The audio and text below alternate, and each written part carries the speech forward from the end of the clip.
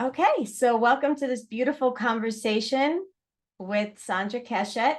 I have a personal connection with Sandra. I'll share with you all in a moment, but I would like to do my formal introduction to her, to her and introduce you all to her. I feel like she's a treasure that you all are going to learn to very, very much appreciate. Now, Sandra has been very, very upfront and told me that I need to speak slower. For those who have taken any classes or have ever been involved with anything that's connected to Emuna, you know that this for me is quite a challenge. I try to speak slow, but I also tend to swallow my words and try to get in as much material as I possibly can within 30 seconds. So Sandra will hopefully send me the signs if I'm speaking too fast.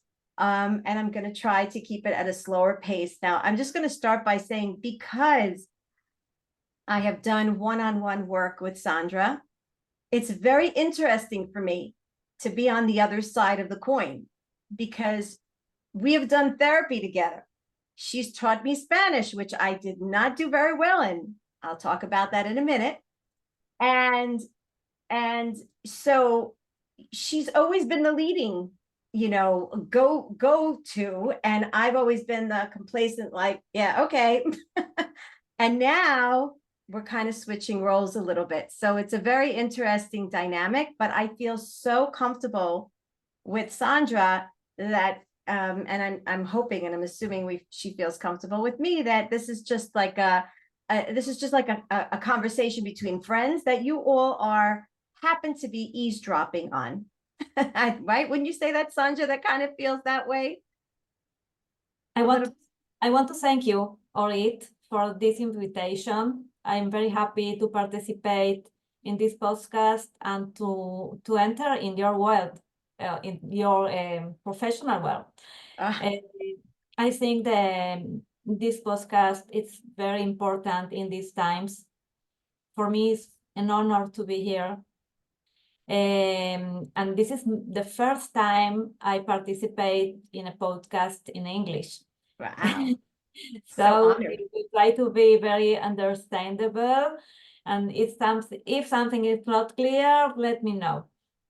Of course. So far, so good, and we've done our run through, and it's been really, really amazing. So I want to introduce Sandra formally, give you a background, and I'm going to say to you all that whatever information I'm going to be reading off of my little notes here that I've taken, because her background is so rich, and she's so professional, and she's so keen and sharp in what she does. And I can only say that because I have been through a process with her for quite a few months. And she has made a tremendous, tremendous impact in my life personally, that whatever it is I'm going to be introducing is really just scratching the surface. And I really, really, my sole intention, please Hashem, is really to bring her out into the world in whatever capacity Hashem enables me to, so that others will be able to benefit from the tremendous, tremendous wealth of knowledge and intuition. And no, she's not part of the Emuna program, energy program, but she has such a keen intuition of understanding the psyche of how we work, that I just couldn't keep this treasure to myself. And really, that was my intention here, and that remains to be my intention. So without further ado, again, our presentation today is really to transform the way that we look at life due to the current events of October 7th. But let me first just give due respect to all the educational background and professional development that Sandra has dedicated her life in achieving, and she's still a learner and she's still going for it. So Sandra Keshet defines herself as an eternal learner. And that's one of the things that I find very, very much rubbing elbows with her, because I also feel like I strive all the time to learn and expand. Originally born in Argentina, she lived in Israel from a very young age. She's the mother of 3 adult, beautiful children who are extremely talented. I think even one of them is somewhere here in the background. We have 2 here. Oh, 2 here with the pom-poms. Yay, what great kids. That's so nice. My kids don't even bother. They say they have enough of me on, when I try to sell myself at the Shabbos table. But that's so sweet. That really is so sweet. She holds a bachelor's degree in psychology at Bar Ilan University in Israel and Northeastern University. She earned a master's of science in applied educational psychology. She also holds group facilitation coaching or certifications and coaching certifications that specialize in attention disorders. She's facilitated learning groups, parent and child learning groups, counseling, training, and therapy groups. Over the years, she's come to realize, like so many of us, that we are not one-dimensional, that we are not linear, but that we are complex human beings, that we are made up of emotional awareness and traumas and programs. And she's combined this in her very, very unique way. So even though she studied in all these programs, you can feel by the way that she facilitates and does her therapy therapy one-on-one sessions, that she puts in her own twist and that she weaves into it her own personal experience and intuitive guidance to understand what is edging in at the core of the issue that you present to her. So she combines the emotional awareness together with natural nutrition. And I'll share with you after I get done with the spiel here, how I came to know Sandra, because I think that is important. She lectures, as you can hear by her accent, she obviously speaks fluent Spanish and Hebrew and great English, in my opinion. She does teach Spanish, which is, again, I'll make mention of how that's the way that I actually got introduced to her. And I will say to you that when I learned Spanish with her, she just made the experience extremely enjoyable. And again, if I didn't catch on to the Spanish very much, it was due to my inconsistencies that had nothing to do with her. Right now, she's in the process of building up her digital her website and her social media platforms. But there is obviously ways to be able to get a hold of her. You can, of course, see her on Instagram, on Facebook, even though it seems right now that she's at her beginning stages. I'm sure that she's going to blossom and everything will open up far and wide for her. So before I go to the list of questions, and I'm sure Sandra will want to say a few words as well, I'm just going to give a very brief introduction into how I got to Sandra. So it was really b'mikra, we say that in Hebrew, right? A coincidence. I have a bookkeeper here in Israel that I was in touch with, who, Sandra, if I'm not mistaken, how is she connected to you again? Miriam? Yes. She your aunt? No, she's my but dad actually.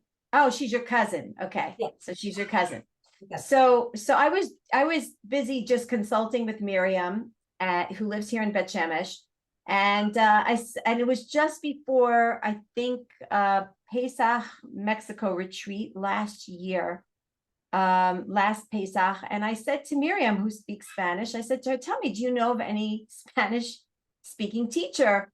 I want to make an impression when I go to Mexico. And as those show, I know the language, even though I really didn't expect to go through miraculous openings here. But she said, yeah, it happens to be, I know, blah, blah, blah, blah. And she refers me to Sandra, and I reach out to Sandra, and my husband was also trying to attempt to grind his teeth in learning Spanish. And anyway, the long story short of it, we studied a couple of sessions. I have to say, I was extremely impressed at her ability to hold patience to 2 nincompoops who really do not know one iota sound of Spanish, let alone, be able to acquire the proper accent.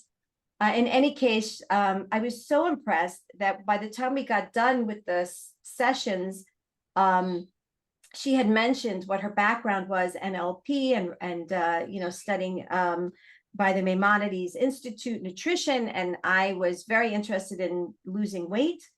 And I said to her, you know what, maybe we could start working together. And she was, of course, very gracious about it. So when I got back, we started working together on that level.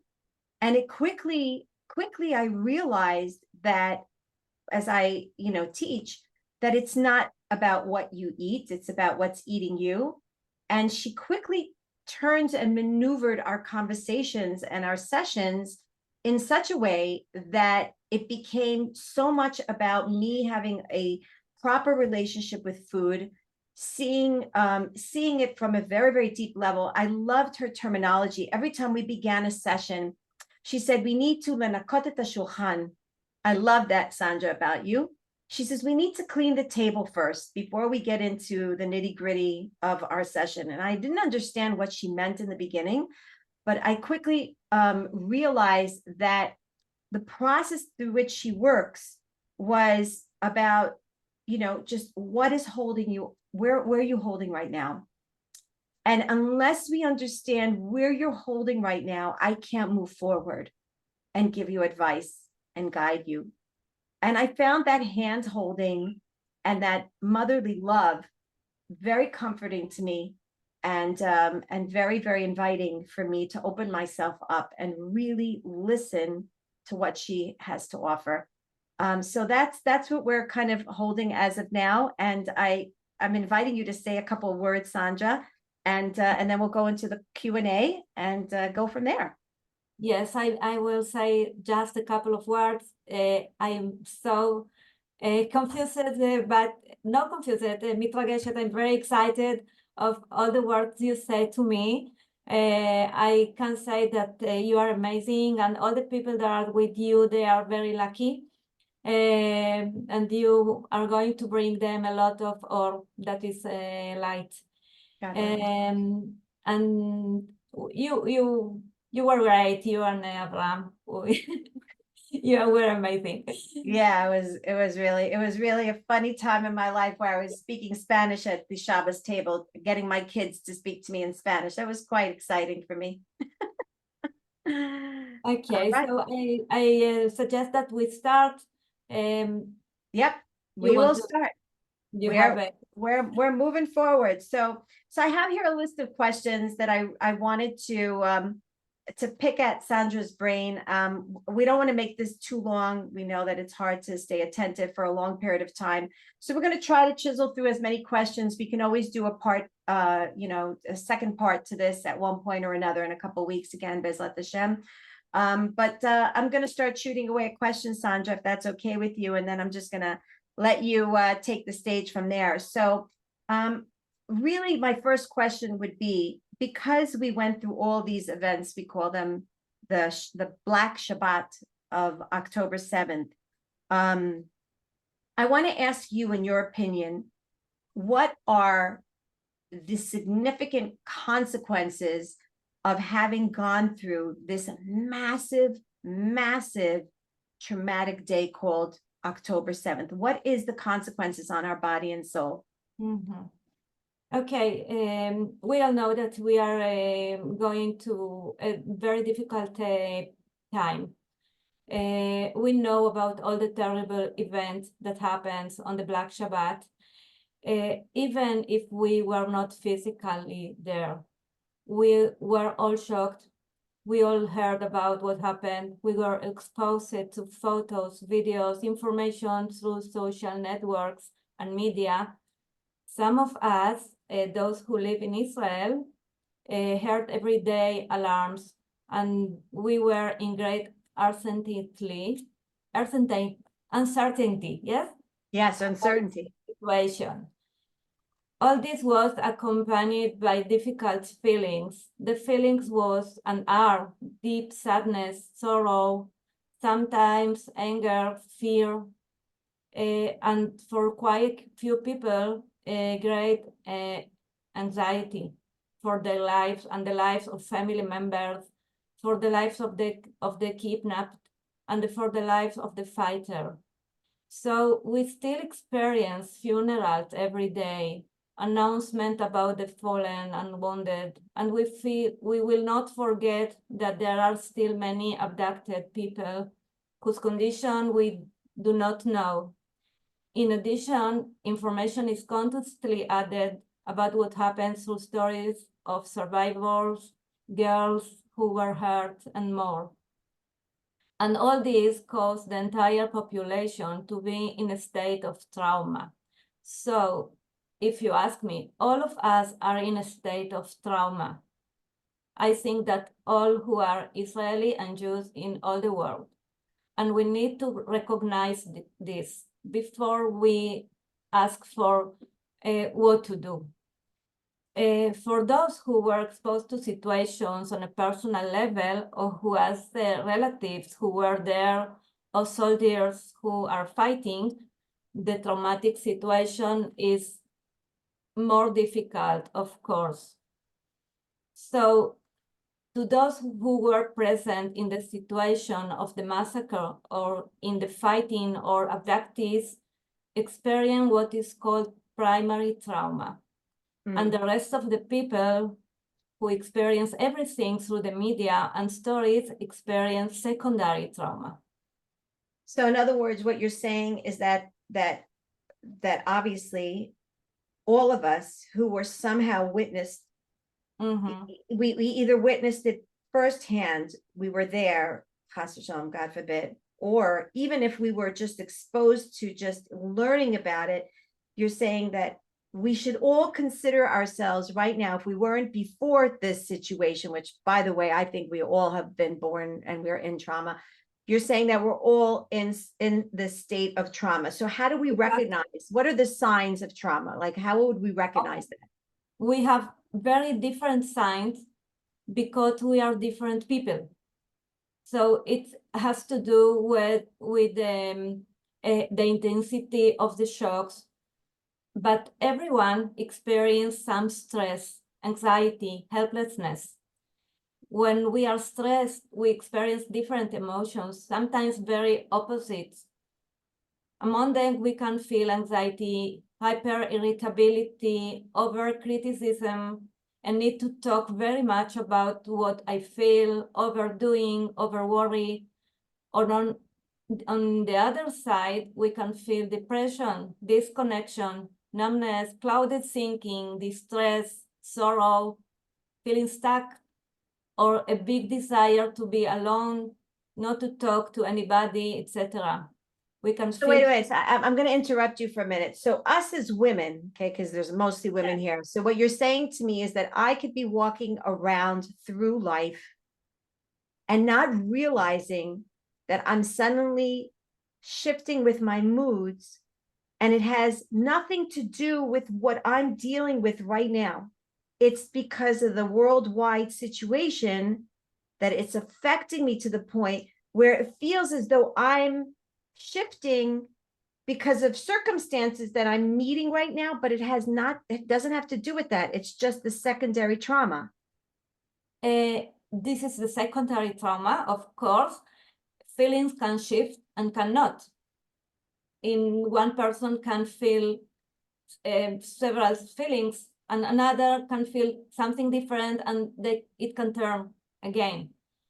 At the same time, you can have also physical signs, such headaches, stomach aches. It's very typical stomach aches, indigestion, rapid heartbeat, skin rash, allergy, etc. So what we know that is in front of an emotional state of stress, something happens in the body. There is a connection between body and soul. What is that connection? What is that connection between body and soul in your experience?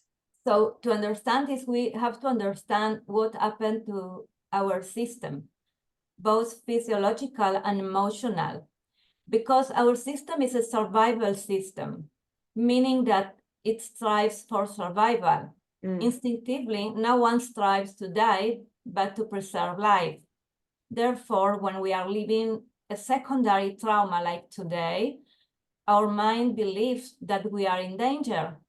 So our body is going to react the same way that is is programmed to react in front of a big danger, like if we are in front of a tiger in a jungle, if some of you hear about this, although we are not.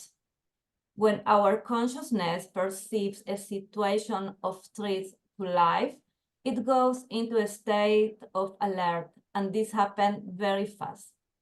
So we call this in our program, or Emuna, we call this survival brain mode.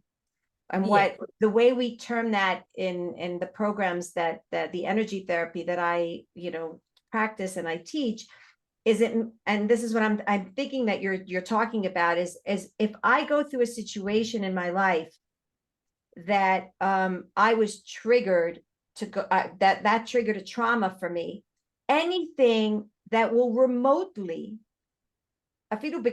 even just a little bit, it's going to remind me of that original situation. That for me will put my brain in a program called survival brain mode, and I will do anything. My brain will do anything it can to protect me so that I don't go through that again. Is that what you're talking about? Okay, we know about 3 ways of reactions, and we know this with the name of the 3F. Yes, one F is to fight, another F is to fly, and the third is to freeze. So the easiest response is to fly, is to run away from the place. Yes. As long as possible. But if it's not possible, then we are going to fight. In order to allow the body to do this, we have a nervous system that makes all the operation to allow us to fight or fly. So we will have an increased rate of breathing and heart rate. We will flow more blood to the hands and feet, and all this so that will be possible for us to fight or fly. So we can see that many people under the state of stress feel rapid heartbeats, and if it's very severe, can experience a nervous breakdown. Wow. At the same time, activities of the digestive system that are not necessary at that time will be neutralized, which is why many people experience stomach aches. And also we will not be able to sleep because it's not appropriate for us to fall asleep while we need to fly or fight. Can I stop you for a minute? I want to ask you. Okay, go ahead. Insomnia. Right. Okay. Also, we can't do complex thinking operations because it is not suitable for us in such a situation of threat. So our life, so we are not going to do intellectual activity. And this explains the difficult for us to concentrate of things that are not related to physical survival. So emotionally, we feel fear. And fear is a survival emotional mechanism that is designed to preserve life. Without fear of death or danger, we would do life-threatening actions such crossing a busy road or touching fire. And some fear reactions are innate and some are learned, but fear exists and protects us. When we feel fear, we have another system called sympathetic system that activates glands, and those glands secrete 2 important hormones that is called cortisol and adrenaline. And they are very important because cortisol is the stress hormone. And it's very important because it helps us to be alert and not to fall asleep. And adrenaline helps us to be very active. So we can see the connection between these and the stress emotional reactions we have mentioned before. But the more problematic reaction on an emotional level is the stagnation, which is when someone feels that she or he cannot do anything and cannot face the threat and freezes in place.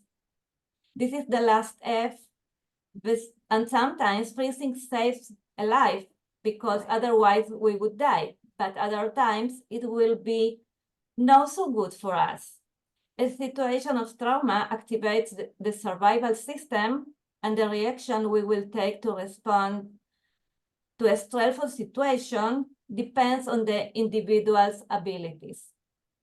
I understand. So what you're saying, because I wanted to go back for just a minute with the digestive part for just a minute. You're Yes. saying, and I really appreciate one very specific point that you made, which is something that I also teach a lot in my programs, and that is that you have to embrace the emotions, not run away from them, and recognize that every emotion holds something positive. And that, I think that's a point that you brought out right now that I think is extremely important, that in the fear, in the emotion, even in the adrenal secretion into the bloodstream, or even in the freezing state, that can actually serve at that moment to keep us in a place of preservation so we could survive the trauma, right? Yes, you're right. But see, we are in trauma so much time now. We are 3 months in trauma, and the reactions of everybody are different. For example, I knew a woman that she started to volunteering in all kinds of places, and even counselor meetings. And she told me that if she had not volunteered, he would have gone crazy.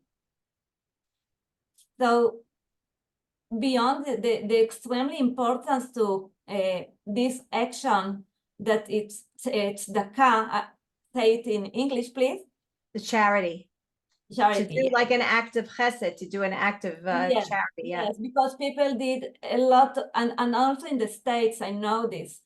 People collect money and everything to soldiers, but people with with a lot of adrenaline, yes? Yes. And they have to be in action. And this is a way of not to be in sadness and not to feel a lot of feelings that don't help too much to cope with the situation.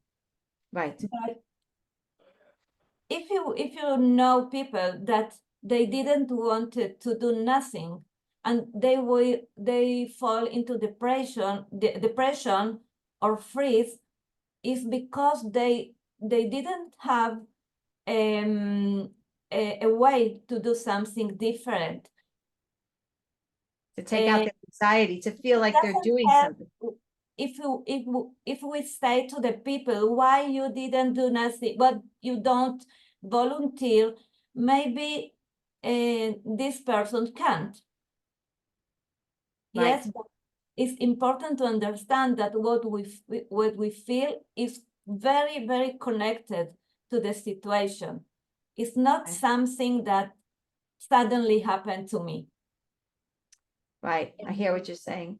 So let me ask you another question. When you're talking about staying connected, how good is it for us? Because I know this is an issue. This is an issue.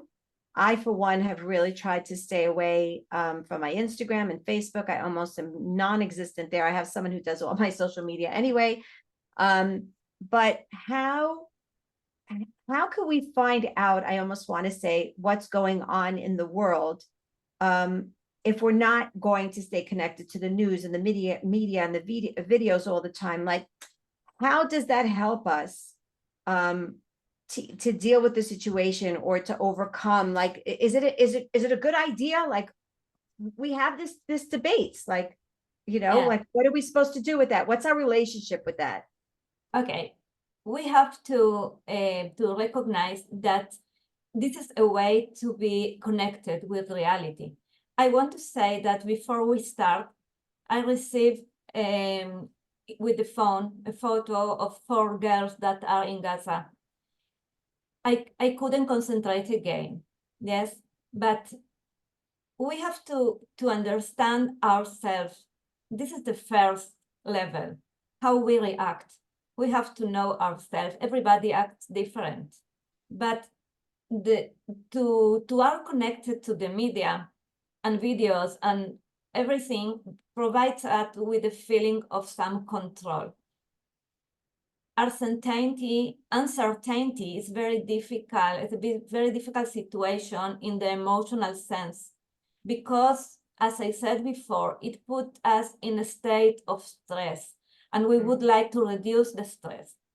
But it's very important to know that excessive viewing of news and videos can be very harmful, because the body experiences the whole situation of the video as if we were there. And therefore, when the brain thinks it is something that is happening and in a real way, the consequences can be very severe. And even if we want to suppress these images, they will often come up from the subconscious in the form of flashbacks and also in dreams, in moments where we don't have too much control of, and we can't silence the noise consciously. It happened to me also. Wow. In the first days, when we didn't know what we are going to find in the videos. Wow. And I remember that a whole week I couldn't sleep, because it comes to me in the night when I was sleeping. Right, it So creeps up on you when you don't expect it. It creeps up on you, and then you suddenly make associations that have nothing to do with what you're dealing with at that moment. Yes. The brain understands this, that is really happening to us. Right. So I stopped this. I stopped to see videos because it influenced me. So Wow. everybody has to understand what happens, and also control the children, because it's very important, and not only very little children. Right. Yeah. Right. So can we get ourselves out of this trauma? I mean, can a trauma end? I mean, is there a way that this trauma, this whole psyche of trauma, is there a way to end it within ourselves? Or at least, I wouldn't say end it because the war is still going on, but is there a way to minimize, lessen the consequences Yes, it's this important. trauma has on us? Yes. So first of all, the trauma, it didn't end yet. So we are in trauma, but we wanted to say, we want to lessen the consequences. Right. Normally, when the situation calms down, our system has to return to functioning normally. And this is characterized by calm breathing. The breathing is very important, because when we are under stress, our breathing is very, very fast and superficial. So when we are calm, we have the capability to have a deeper breath and longer exhalations. That can calm the system, the parasympathetic system. It's the only way to influence it. And so we can return to our routine without emotional difficulties. However, sometimes, especially when the trauma is held for a long time, so it's what happened to us now, an emotional scar remains that does not heal or cicatrize. This condition is called post-trauma, or in a professional word, PTSD. And this is where we can see the consequences of the trauma, that includes living with anxiety disorders, panic attacks, a lot of worries, great sadness, negative thought, tendency to pessimism, fear for the future or the unknown, sometimes hopelessness, sleep disorders. Sleep disorders can be lack of sleep or oversleeping. Both are sleep disorders. And disconnections from the present. Some people show a short fuse that can erupt at any given moment, which is not actually a moment that was associated with something that was during the trauma. just as Wow. you touch a painful scar. Wow. And sometimes just the opposite, like a great arousal. So we can also see difficulties in important capabilities like thinking processes, concentration, and a tendency to addictions in young people, especially, but not only. And not only substances, but also to news, to food, to phone, and Wow. others. And Wow. often physical pains accompany the emotional state and develop into diseases. Many times in the digestive system, like we said, but not only. Wow. So again, I think what I'm already learning, and I'm already starting to develop a mindfulness with what you're saying, is how many times you and I can go through our day and think to ourselves, what I'm going through right now is because of what I'm dealing with right here. But here, I think what I'm understanding is that I can't dismiss the idea that, again, we're in trauma and that I'm associating and making a connection with what I'm immediately seeing and meeting in my reality. But in essence, there's the background noise and the background information that I picked up on when I was on Instagram, let's say, not me, but let's say someone was on an hour ago. Now that's filtering into my system together with the child who doesn't want to listen or whatever. This one doesn't want to, take out the garbage, right? And that's building up inside of me. So I guess my question is, then how do we cope with these emotions? So what kind of a mechanism can you offer? Can you suggest to us? Because you talk about this, before I start to talk about what we can do, I want to talk about something that is less talked about. I'm talking about a different kind of paralysis, a freeze, which does not allow dealing with reality in the way of doing. Sometimes we are in the doing, like the example I gave before, but sometimes not by escaping also, because escapism is another way to cope, but a state that creates a freeze. This is a situation that happens today, even if we are in a secondary trauma. It may trigger a trauma from the past. And not everybody is muda. Is aware and Aware. mindful, right? It's very important because sometimes we repress trauma from the past, which will be expressed in feelings of anxiety and shock or distress or fear. Many times it is a result of a previous trauma that the current trauma has like awaked it again. So how did you wake it? In the sense of, this is how I react when there was a trauma in the past. So that is how I reacted in the past when I experienced trauma X or Y. And we have an emotional memory. That is, the trauma has the ability to evoke previous or old traumas because the feelings are very similar and the sensations can be very similar. And many times people are not so aware of the power of memories of the past on their emotions in the present, and feel all kinds of emotion that relates to trauma that happened. If the memory of the trauma is reawakening. I hope that I answer to you. No, totally understand. So, okay, so let's get down to the nuts and bolts, as they say here in English, right? Down to the tachlis. Tachlis, yes. Tachlis, give us some points that we can walk away before I open up to Q&A and see if anybody has questions. Because, ladies, if anybody has any questions, particularly you want to ask from Sandra, she's here to answer you. Really, she has tremendous insight. I highly suggest you take advantage of her being here right now.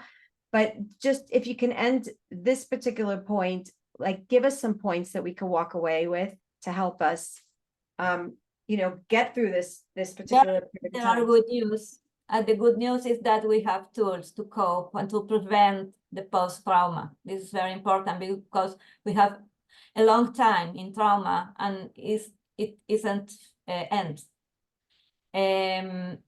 But what really matters in the end is the type of reaction that we will develop. It is very much related to how we explain the situation to ourselves.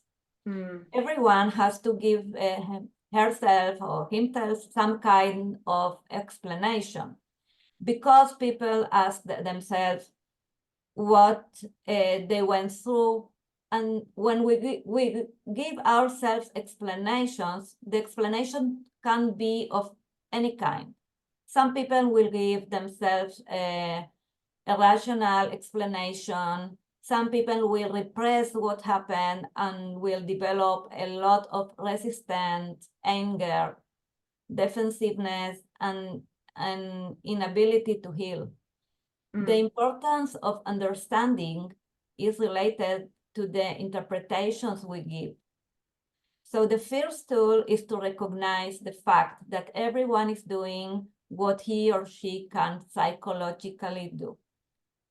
This is where factors of self-forgiveness and self-containment come in, which are the opposite of judgment. Yes, and this is done with the help of the second tool, that is the inner speech. This is paying attention to what we say to ourselves in every situation. The inner speech is a very powerful tool, with the help of which we can say to ourselves a sentence such, I am in such a situation because this is what my emotional body can do. And only after I understand, I choose to take another step, but not before that, because otherwise my mind and soul will not be coordinated. So the third tool is maintaining our body through the needs of the body. The basic needs of the body begin with breathing, how we say. Many times unconscious breathing is very superficial, so we talk about this, and breathing can calm us and all the system. Another very important way is physical activity. You pushed me on that one. Oh Yeah. Boy, did you push me on that one. You're like, did you go out and walk? Did you do that? Yeah, I know. It's amazing. It's important for us, for women. It's very important. When we activate the muscles of the body and circulate blood and engage in physical activity, we encourage relaxation. We improve various body functions, and it is also has a positive effect on the brain. It's very important in general. I don't know if we have enough time to tell about research. How? No, I think we should just go on with the list, because I want to give the listeners an opportunity to ask you questions. Okay. Ladies, you could already start texting if you have any questions. I'm happy to. So I recommend a combination of relaxation, breathing, and physical activity. The results are amazing. The fifth tool is nutrition. So nutrition has a lot of influence in the mind, and the mind has influence on the body, on the functions, and the physiological systems, and over on disease. So how can we help nutrition?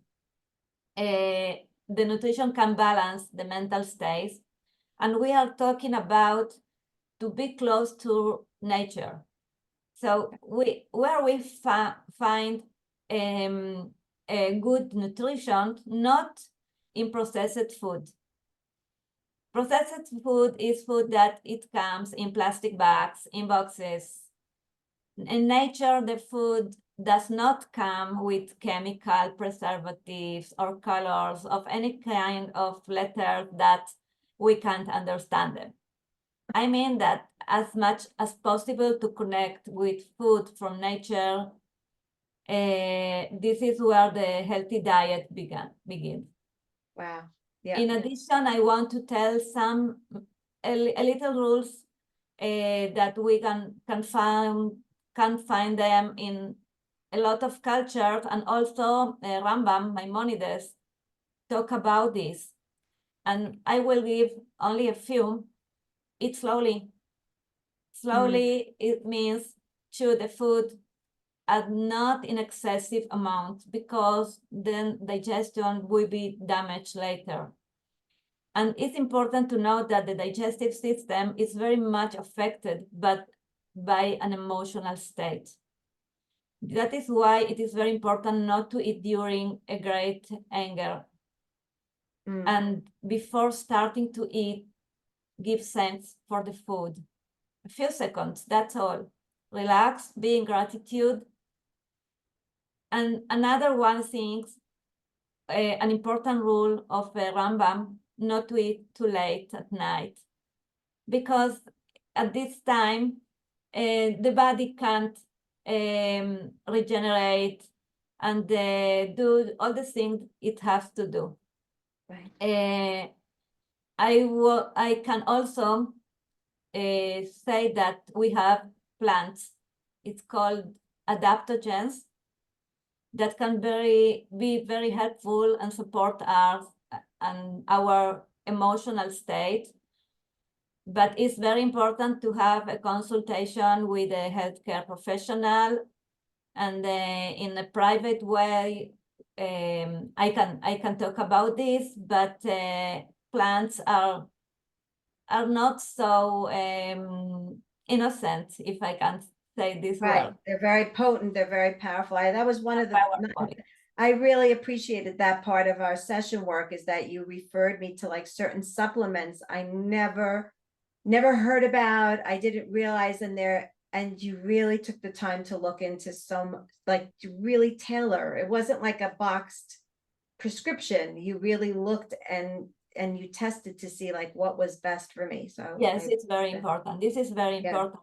It's not candies, yes, right, but they are powerful and they can do the work. right. Another tool, even in the situation so difficult like today, is take care of joy. What is the problem with joy? The problem is that in current situation, feelings of guilt may arise, and the feeling of how can I be happy when there are abductees, there is a war, there are people who are mourning in severe traumas, and somehow this prevents us from meeting the joy. But we are complex individuals, and we can laugh even in difficult situations. We can see that many people who are in mourning tell jokes, because somehow this laugh releases hormones that calm us. It is very difficult to be in heavy mourning and continuous sadness. It oppresses the trauma, and it does not do good to us. Therefore, within the situation, even if we do not ignore it and know that it exists, we have to, and even if we are connected to the news, as you said, yes, we can find joy through everything that make us feel good and happy. It can be very individual. Music is a very important thing for anyone who is sick also. This is another thing that Rambam said. And remember that everyone has her way to feel joy. And the last tool I want to give to you is extremely important. And this is the therapeutic tool. If I recognize that I am not able to overcome the difficulties and emotional barriers, my dealing with the stress and with the symptoms, these are red lights of the body that that I need treatment. Wow. And even preventive treatment. Right. We know that treatment is a process. It's not something instant. And in our society, we are used to here and now, instant things. On the other hand, it is critical for emotional health. To understand the importance, we need to understand what can happen if we don't take care of the mind and the emotions. And the consequences can be within a wide spectrum and over time get worse, even when outwardly everything is fine. Right. All of the tools I named now can also help us to deal with the situation, and it is much related to the day after, which is talked about a lot these days in Israel. Right. What will happen the day after when all this is going to finish? Right. One of the most important things is that we will find we not find ourselves weak or collapsed in body and soul without any ability to deal with life. But we have to find ourselves come out of this period in a good, strong, and strengthened state. Right. Because we need life, and the life needs us also. And there is no point in winning the war if we have surrendered on the psychological level or on the emotional level. Right. And the tools at our disposal that we can choose to do here start from preserving what we can. Right. So I think what I'm walking away from all these ideas is that you and I need, and all of us need to be very, very attuned to how we're processing it right now, because otherwise what I'm understanding from you is that when we don't know when it will end, how it will end, what will be the outcome at the end. Of course, we're all davening for Mashiach and for Geula and for the ultimate redemption. And this is what we've all been waiting for 5,784 years. But yet, if we're not attuned to the way we're processing it right now, then what you're saying is that we're going to find ourselves in a very rude awakening reality at the end of this. Am I understanding you correctly? Yes, to take care of ourselves is not a luxus. It's Right. a must. It's a must. It's right. a must. We have to be strong and to finish this when we are strong. This war is also a psychological war. Sure. Sure. One of the things that I know that I took away from our sessions, amongst a slew of other things, is with my MS. I remember with my multiple sclerosis diagnosis, you had mentioned to me about the way that I had viewed my own body for so long, from such a level of feeling betrayed. That was so, I remember I was literally crying in the middle of our session.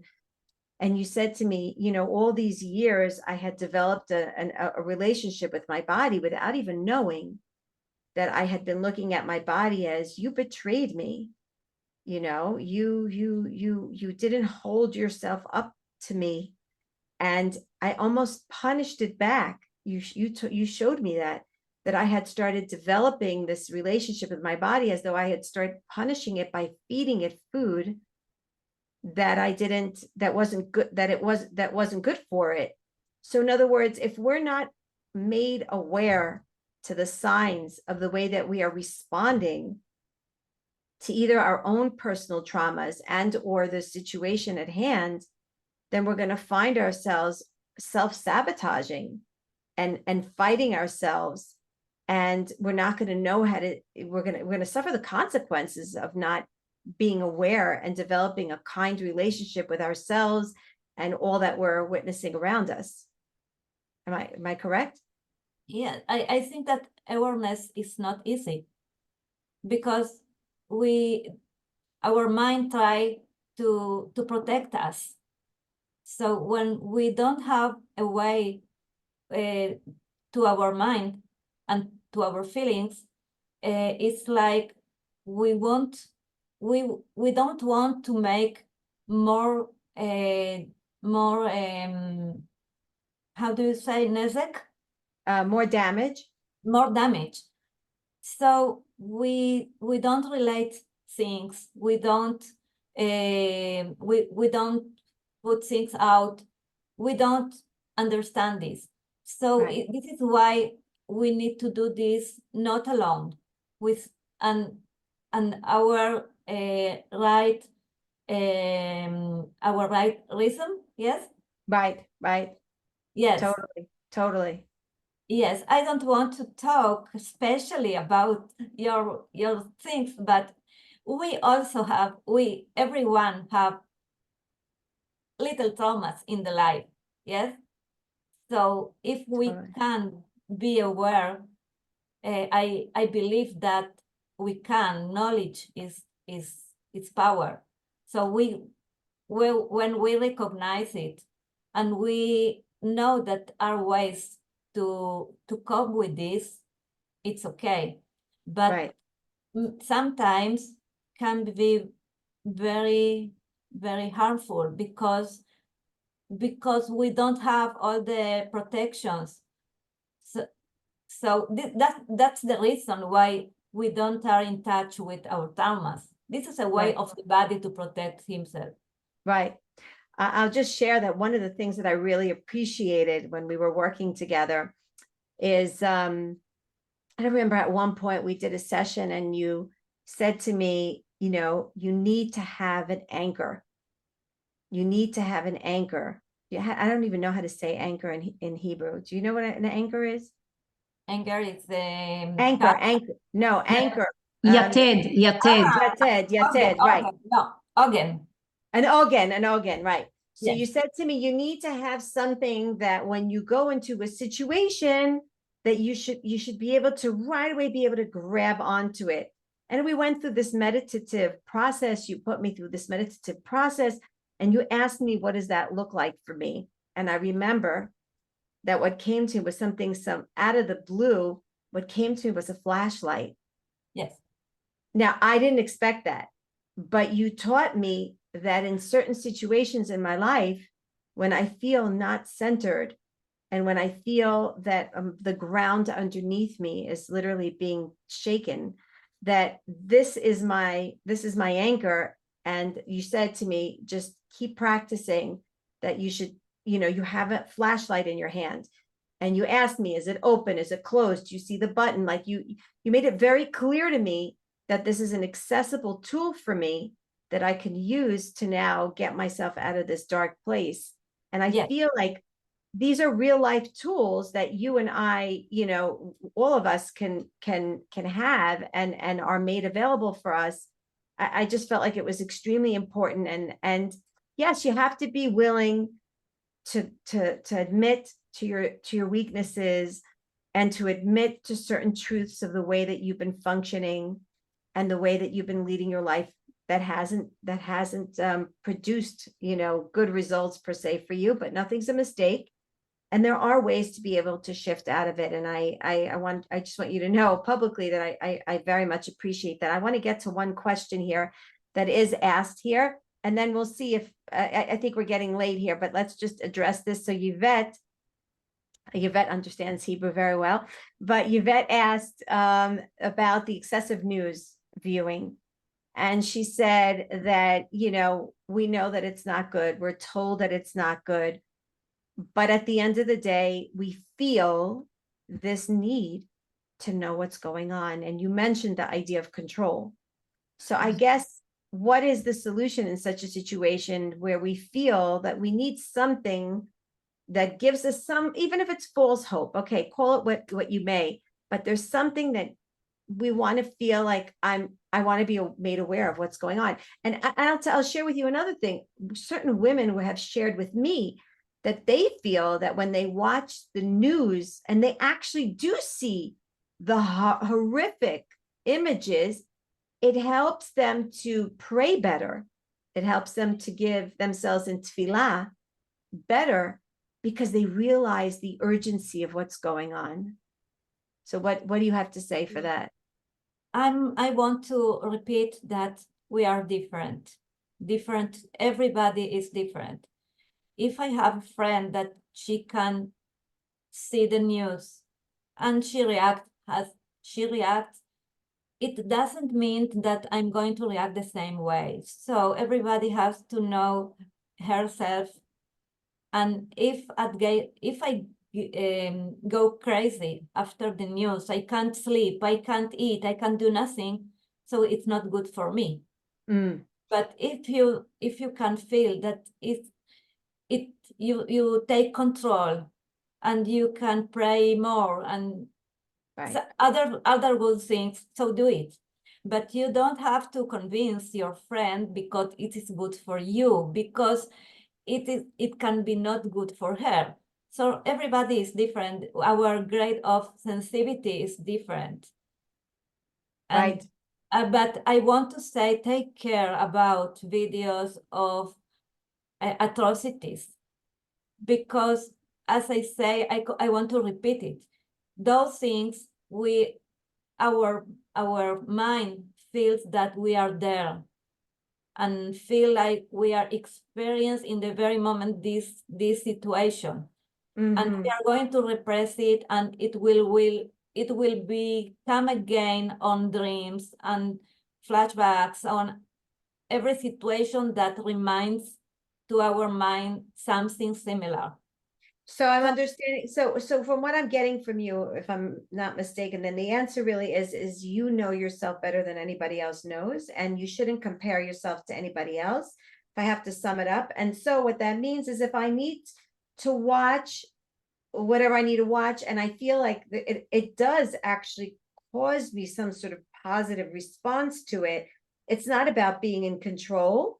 It's about taking the situation and making something better of it. And if that's okay for me, then I should allow myself and monitor myself, is what you're saying. Yes, exactly. Okay. Okay. But don't push anybody, not the Right. children. No. Right. Okay. Then there's another question here is it possible that a person after many years of therapy, many different modalities of therapy, that they're still stuck in trauma? And the question is, can they ever heal? Of course it is possible. And I'm not saying that the therapist is not good. You felt it when we were prepared to do the process. It happens. Sometimes we are not. It's not the time for us. We are not prepared, and sometimes we need another technique, another session, right? Yes, it's very important the chemistry between the client and the therapist, right? But of course, it is possible. And when the trauma is very, very early in the life, very young children, they have any tools to understand this, and it can be very severe for the life as adults.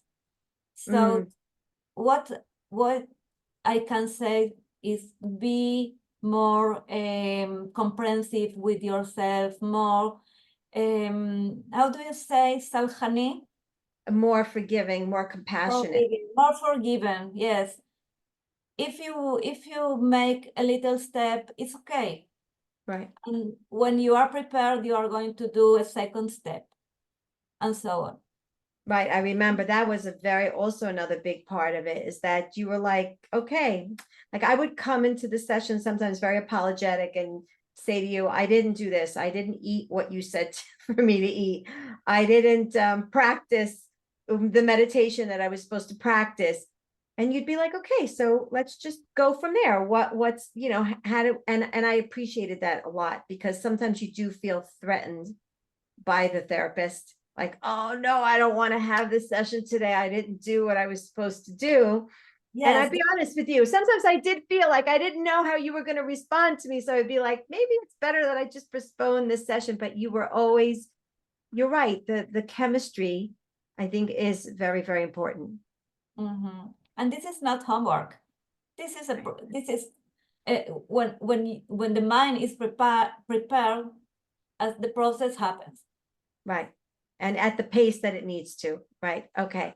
And I think I'll go with this last one thing. How do we use the power of the nervous system to imprint joy and good times in a glimmer way? In other words, in a different way, instead of us being triggered, I guess she's asking, by the negative triggers, how could we boost the system up and switch the program? That's what I'm understanding, I'm paraphrasing here, so that we would respond from a place of joy as opposed to the place that we've been used to, which is a place of negativity. Is that possible? How can we jolt the system? Okay, I think that I talk about this. I want to say something. We have what is called inner speech. Yes, it's our what we say to us. Yes, and we have to do things that make us feel happy. Right. Yes, and be enjoy, and we have to understand that is legitimate. Yes, Legitimate. legitimate. Legitimi. Yes, yeah, Yeah, to laugh, legitimate. Right. to see a movie, to do things that are good. And if we can't, we have the herbs, the plants that can help us. And we have to be in an environment that support us, not to be too much in a sad environment. Right. And it also it's related on how is my constitution. If I'm very impacted from people, from other people, so I'm going to be with happy people. Yes, Right. everything that makes good for you, so do it. Right. 100%. I'll just share this one particular instance. Over Shabbos, I had a pretty much a full house this past Shabbos, and my oldest son, my Natanel, bought a card game. I don't know, he ordered it from Amazon, called What's in a Meme or something like that. I don't know, something about memes. I'm barely, like, I'm so old school. Sorry, what is this? A meme. Okay, being that you're social media, and I'm also starting to learn this, so we're two quirks here in the same system. A meme, oh my gosh, I have the whole box here. It's okay, can somebody explain it maybe in a way? Yeah, right. What's in a meme, right, Chaya? That's it. What's in Okay, a I meme? don't know this. Okay, a meme basically it's a photo that sort of gives a facial expression of an emotion, and Uh, many times it's actually funny. So if you want, you don't have the words to express how you're feeling, you could just send a picture of a person going like this, right? Or something like that. So in this game, there are like all these photos of yes, all these different memes, and then you get cards that you're supposed to pick, like, what do you think the person, what kind of question was asked, or why is that person responding in the way that you're seeing in that picture? Long story short, it was absolutely hysterical, but in a way where, Sandra, as my therapist, you would be so proud of me. I have to tell you, you would be so proud. I felt, I'm proud of you. I laughed to the point where on Shabbos, when I got up, all the veins here in my throat, I actually thought I was chas v'shalom getting strep because they were so constricted from the laughter that I laughed over Shabbos. We were about 10 of us. My friend who was hysterical, she was also here. Long story short, but all along, I'm getting to a point, all along, I kept, and you know me, Sandra, I could tell you this in front of all the people. You know me, I have a real problem with guilt, right? With blaming myself. All along, all I kept thinking about is, Orit Esther, how are you laughing? How are you allowing yourself to laugh? You're in the middle of a war. The soldiers are out there in the middle of the field. You should be sitting with your Tehillim. How dare you laugh? It So happens a lot, not just with you. Yes. And totally. we must understand that it's so important to laugh. It's in these times because we are surrounded of so much I don't know how to say, it's sorrow and tragedy, right? horrible things, and we have to balance ourselves, and it's okay to laugh, and I need this game. I will send it to you. I'll end off by saying that we could take a reference in the Torah that it says, Rabbi Nachman says, 23 hours a day to be besimcha, to be happy, and 1 hour a day to be b'shivon, to be like in a state of brokenness. And that's the proper balance. Let yourself to be broken 1 hour a day. Yes, that's basically what Rabbi Nachman says. And he says, and during that hour, you do hitbodedut, and you sit with yourself and you recall all the things, all the brokenness, all the difficulties. I mean, listen, I'm not a maven. I'm not an expert at keeping to this formula. I'm not lying, but it comforts me to know that our tzaddikim gave us a formula to recognize that even during times of trouble, there is a way to be able to hold both and to deal with both. So I want to say something else, Orit, with your permission. It's allowed to be happy, but you can't be happy, not you, yes, but people can't be happy if inside of them they are not happy. Totally. Happiness have to be something honest. Right. When we don't feel happy inside us, we have to check what happened with us. Why? Wow. And wow, this, totally true. This is the work of therapy. Right. So here, so we're going to end off by, I want you to share with others, how do you work, and how is your structure? Because I really, really would like for others to take advantage of what you've done for me personally, and how much more you can offer to the world to help. Because I love the way you tailor make everything. You don't structure anything. You're very, one of the things I so appreciated working with you is you kept tying what I was saying or what I wasn't saying back with 2 or 3 sessions ago. And I'd be like, how did you even remember what I said 3 sessions ago? You tied in and you were like, I remember that you said, like, that's an art. That's an art. That's attentive listening to the max. So I want you to just share, if you could, I want to give you a plug. How do people reach out to you? How do you work? And really, I'm given the stamp of my success. So just share with us, please.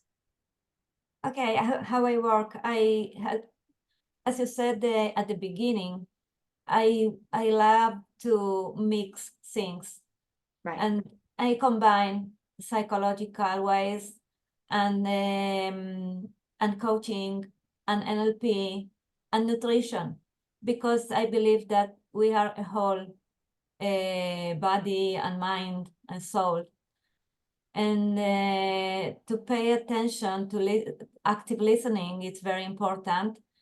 But as you experience, I go with you. I just not project, I reflect you. I reflect what you are saying, and I give you another point of view, another perceptions, and I can ask you trigger questions. What happened if not?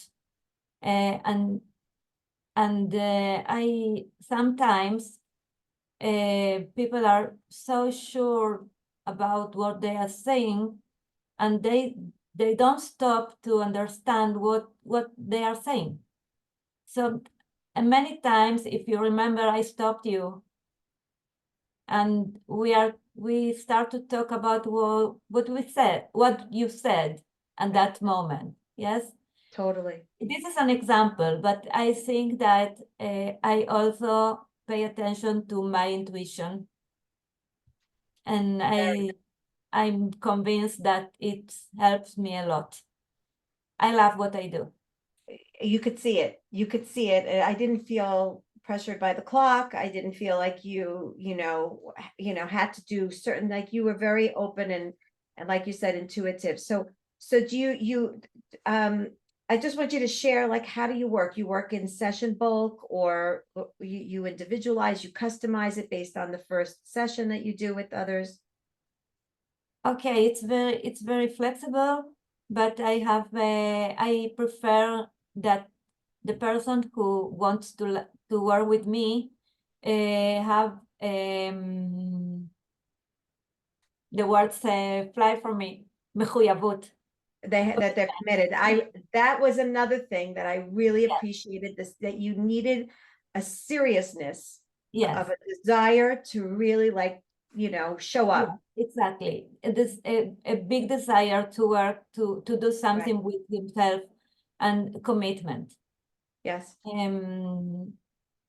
I think that I'm going to open groups in Israel, but it won't be on Zoom. Right. And You want to do supportive therapeutic it will be groups, did you very say? challenge for me to work in English. As I said, this is the first time I do something like this in English, or it is challenged me a lot. You challenged me. It's the least I thank could do you for for you. I thank you a lot for this. Yes. Okay, so in other words, somebody will contact you, and you're gonna, you'll work out a way to be able to work with them according to what you see their commitment is. Yes, it's very individual. Now I have new social media profiles. It's new. Right. So I was used to work like other old fashioned. Yes. Wow. Wow. Or it And is you're pushing busy enough. to make a promotion in the media. Yes, Baruch Hashem. So you yes, she's gonna do Zoom. Chaya. Yes, that's the way we worked. We worked together on Zoom. We did all of our sessions. Yes, on It was Zoom great. it's amazing for me. Yes. But I talking about Instagram and Facebook, and so Right. so I started, and it's good. You Right. can there, you can connect me. Right. So they're asking where are you based? Where do you live? Where do you live in Israel? I don't even know. Oh, okay. In Israel, I live now in Rosh Hashanah. Oh, Rosh Hashanah. Oh, okay. Yes, but it's just 1 year, 1.5. Yes. And Okay. before this, I lived a lot of years in Hasharon. Oh. Yes, this is my place at Sharon. I have a lot of feelings to this place. I love this place, and now I am in a new place. This is new. 1.5 years is new. Right. Right. And Yes. someone's asking if you're a Also, nutritionist. I travel to the States because I have 2 children that live there, and I made how do you say this? You gave a class, a lecture there Class, in a Los lecture, Angeles. I know. They tagged you down. They California. already discovered the jewels of your wisdom. I know. Yes, yes. Yes, Chaya, she is a nutritionist and she creates a plan that is unbelievable. She reads all the blood work. She made me do a bunch of tests and very intuitively directed me to the supplements. She wanted to know what I was taking, what I was not taking, what I was eating, what I was not. Very, very serious, plan. She had me measure myself and weigh myself, and the measurements I hated, but I did keep to it. Are you ever in the East Coast? Do you have sessions when you come? They want to know, are you ever in the East Coast in the New York area? Sandra, do you ever come to New York? No, I'm planning to travel to California Okay. and Honolulu. Right, I know, you showed me the beautiful But pictures maybe from your. I can change plans. I don't know.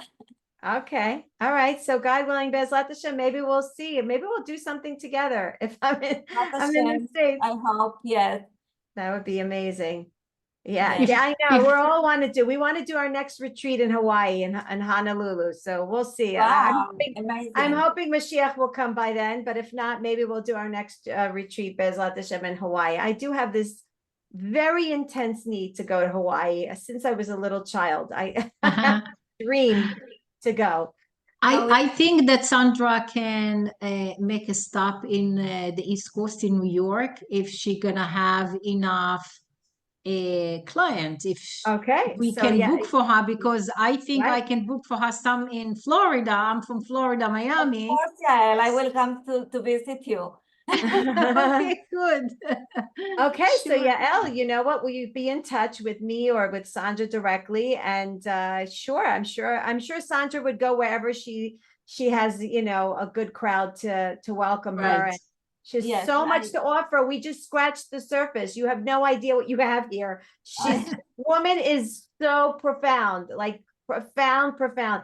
And I'm not gonna boast, but I've worked with therapists, and she has tremendously impacted my life, like in the most positive way. She's so much to Thank you offer. so much, I'm Orit. so happy to hear that. So happy. Yeah. Good. Yeah, plant there. So someone just asked me about plant medicines for trauma. Which ones do you work with? I'll tell you one thing. Sandra's not going to just give a prescription of just like throwing things out there. She's a very, very particular based on what she sees in you, which is what I appreciated it. I don't like copy paste. She's not a copy paste. It's a very, very individualized. So you have to appreciate the process that you go through with her in order for her to really, really, really get to know who you are. Yep. How to get in contact with her, I'll share it. I'll share it on the chats. But Sandra, you have Instagram and you have Facebook, Sandra Keshet. Yes, and WhatsApp also. Yes. WhatsApp, yes. So anybody, you could reach out to me and I'll be happy to share her information if you need the WhatsApp. And if you don't mind, if I'm gonna ask Sandra to contact you and to be with you with WhatsApp, if you have as in a group of Emuna. That you want her to be in If contact. I understand that you have a group with the women here for Emuna. Yes. I will be happy to participate. Oh, sure. So how did you come here? You came here through one of the other Through Sandra, through because Sandra stuff. Okay, yes. so yeah, I'll share it through Sandra, and then Sandra will Yeah, share with Elle is an amazing woman. I think that everyone that connect her, she's a world. She has a Wow. so big heart that I'm Wow. so happy to be a friend of Yael. Amazing. Thank you. Amazing. Thank you. Okay, Thank you. so we'll definitely, everyone could be in touch with one another. I'm sure that we can make it work. And I want to thank you, Sandra, for I want to thank you. mustering the courage to do this. I did it, yes. You're amazing. You're amazing. Everything You was so too. clear. Thank you for all that Thank you you. do. Thanks a lot for the opportunity, and I want to say that we all have to pray for the soldiers and the kidnapped, because it's so difficult, this situation. And we hope that everyone come home as soon as Amen. possible. Amen. Amen. Amen. Amen. בקרוב ממש, ברחמים גדולים, amen. Amen. Thank you, everyone. Thank For your you. patience. And we Thank should you. only meet in Bye-bye. Mahot and Geula. And thank you so much for joining. Thank you. Amen. Thank you. Bye, Bye-bye. everyone. Thank you, Sandra. Thank you Bye. all. Thank Bye. you.